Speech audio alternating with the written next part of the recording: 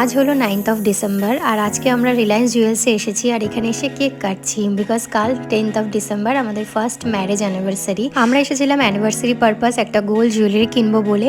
আর এটা হলো বারাসাতে ডাকবাংলো মোড়ে আছে। নর্মালি আমরা কাকুরগাছি বা ভিআইপি স্টোরটায় যাই, বাট ওখানে সেরকম কোনো কালেকশন না পাওয়ার জন্য এটাই আসি। তো এখানে এসে বেশ ভালো লাগে। আর এই হলো সেই রিংটা যেটা আমি পছন্দ করেছি, মানে রেগুলার ওয়্যারের জন্য। আর এখানকার কালেকশন তো দেখে আমি জাস্ট শকড হয়ে গেছি, মানে আমার এক্সপেকটেশন ছিল না যে এত ভালো ভালো কালেকশন থাকবে। বা সব কিছুর মধ্যে এই রিংটা আমার পছন্দ হয় রেগুলার ওয়্যারের জন্য।